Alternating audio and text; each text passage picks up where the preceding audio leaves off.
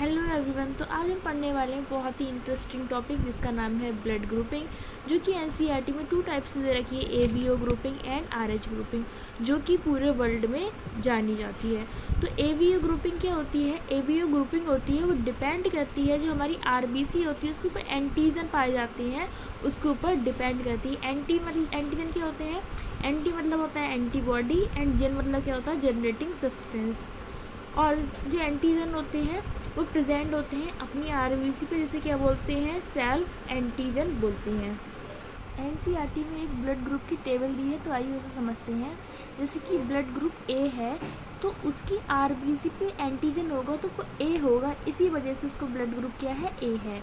और अगर A antigen होगा तो जो हमारी एंटीबॉडी होगी तो वो ए के लिए एंटीबॉडी कभी भी नहीं बनाएगी, क्योंकि ए एंटीजन है वो तो अपना है ना, तो एंटीबॉडी बी बनाएगा, क्योंकि अगर बी आ गया तो उसके लिए वो दुश्मन होगा, इसलिए एंटीबॉडी बी बनाती है। कौन सा? Blood group A.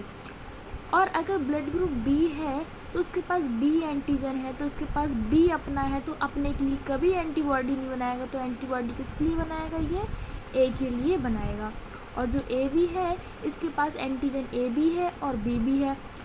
अब दोनों क्या है? अब दोनों एंटीजन इसके पास है, तो दोनों के लिए ये एंटीबॉडी नहीं बना सकता, क्योंकि ये दोनों ही अपने हैं, इसलिए ये क्या होता है? निल होता है। और जो ब्लड ग्रुप ओ होता है उसके पास कोई एंटीजन नहीं होता है। जब उसके पास कोई एंटीजन ही नहीं होता है तो एंटीबॉडी इसके किसी के भी खिलाफ बन सकती है, क्योंकि उसके पास तो कुछ है ही नहीं, तो इसके लिए सभी दुश्मन होंगे।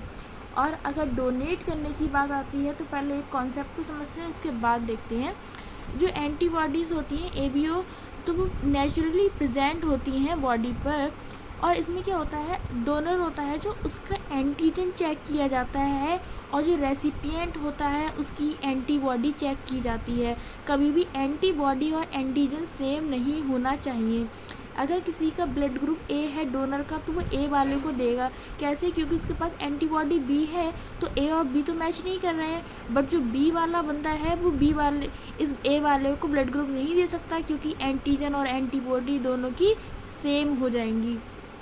और जो ए बी है उसके पास ए तो है बट बी भी है, तो इसलिए वो इसको नहीं दे पाएगा। और जो ओ है उसके पास तो कोई एंटीजन ही नहीं है, तो एंटीबॉडी बी हो उसे तो कोई मतलब ही नहीं है, इसलिए ओ इसे दे सकता है।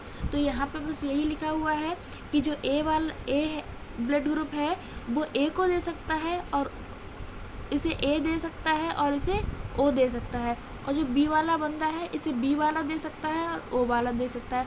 और जो ए बी है उसके पास तो कोई एंटीबॉडी है ही नहीं, तो उसे ए भी दे सकता है, ए बी भी दे सकता है, और बी भी दे सकता है, और ओ भी दे सकता है। और जो ए है उसके पास तो कोई एंटीजन ही नहीं है, इसलिए उसके पास एंटीबॉडी होगी सभी के खिलाफ, तो उसे कोई भी नहीं दे सकता, सिर्फ ओ दे सकता है। इसलिए क्या है? जो ए बी है वो क्या है? वो यूनिवर्सल रेसिपिएंट है, और जो ओ है वो यूनिवर्सल डोनर है। Thank you.